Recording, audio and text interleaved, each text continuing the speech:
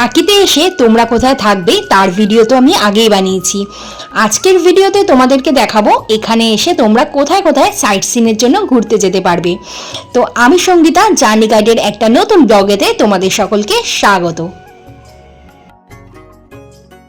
Resort থেকে টোটো করে আসতে হবে এই জালালপুর, আর এখান থেকেই ভ্যানে করে আমাদের পৌঁছে যেতে হবে গোলপাতার জঙ্গলে।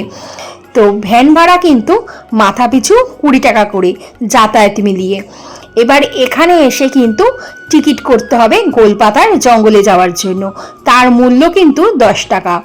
তো চলো এবার তোমাদেরকে ঘুরিয়ে দেখাই গোলপাতার জঙ্গল। এখানে আসার সময় তোমরা কিন্তু অবশ্যই নিজেদের আইডি কার্ড ক্যারি করবে, কারণ প্রত্যেকের আইডি কার্ড এখানে জমা দিয়ে তবেই কিন্তু তোমরা এই ম্যানগ্রোভ অরণ্যে প্রবেশ করতে পারবে।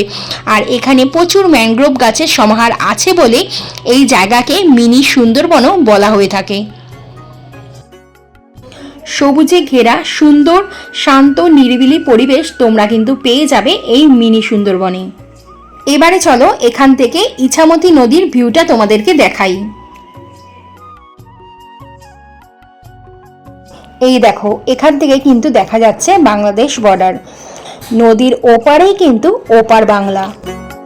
এখানে বাইনাকুলার ভাড়া পাওয়া যায়, তোমরা চাইলে বাইনাকুলার দিয়েও কিন্তু ওই পারের বর্ডার অনায়াসে দেখতে পারবে।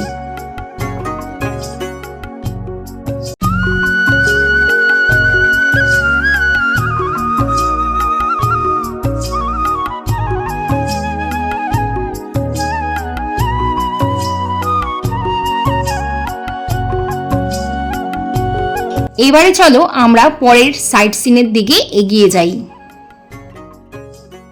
এরপরেই আছে নলকূপ পিকনিক স্পট। এখানে কিন্তু যে কোনো সামাজিক অনুষ্ঠান বা পিকনিকের জন্য এই জায়গাটা ভাড়া দেওয়া হয়ে থাকে। নর্মালি কিন্তু এর গেটটা বন্ধ থাকে। এছাড়া এই জায়গাটি আরেকটি কারণে প্রসিদ্ধ, কারণ এটি ব্রিটিশদের বানানো প্রথম নলকূপ। দেশভাগের আগে এখানে নাকি বাংলাদেশের লোকেরা জল নিতে আসতো। এর পরের সাইট সিনটি হলো ভারতীয় সেনাবাহিনীর প্রাক্তন সেনাপ্রধান জেনারেল শঙ্কর রায়চৌধুরীর এই বাড়িটি। পাশেই রয়েছে এই বাড়িটি, যেখানে কিনা গয়নার বাক্স আর বহুরূপী ছায়াছবির শুটিং করা হয়েছিল। শঙ্কর রায়চৌধুরীর বাড়ির পেছনেই আছে এই দুর্গা দালানটি। এটি কিন্তু সবসময় বন্ধই থাকে, দুর্গাপুজোর সময় একমাত্র খোলা হয়। এরপরেই আমরা পেয়ে গেলাম এই বাড়িটি, যেখানে কিনা 8টা 8-এর বনগাঁ লোকালের শুটিং করা হয়েছিল। এরপর তোমরা চাইলে নৌকা বিহারও করতে পারো, যেই নৌকা বিহার করতে করতে তোমরা বাংলাদেশ বর্ডারকে আরও কাছ থেকে দেখতে পাবে।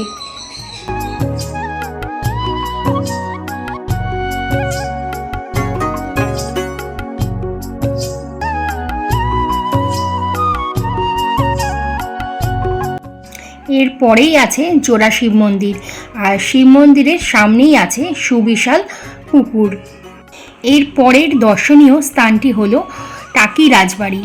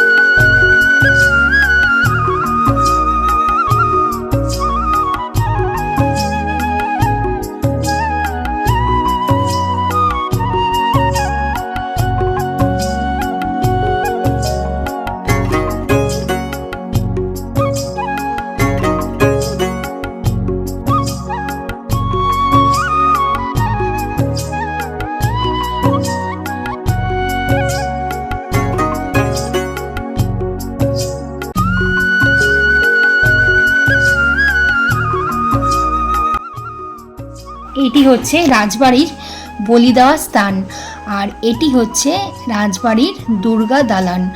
এবারে চলো দুর্গা প্রতিমার দর্শন করা যাক।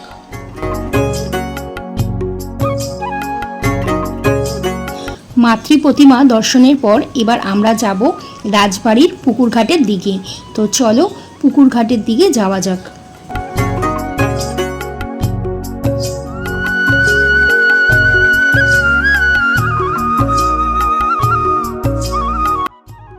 এটি হলো রাজবাড়ির পুকুরঘাট। আর দুর্গাপুজোর সময় এই পুকুরের জল আর মাছই কিন্তু দুর্গাপুজোতে কাজে লাগানো হয়।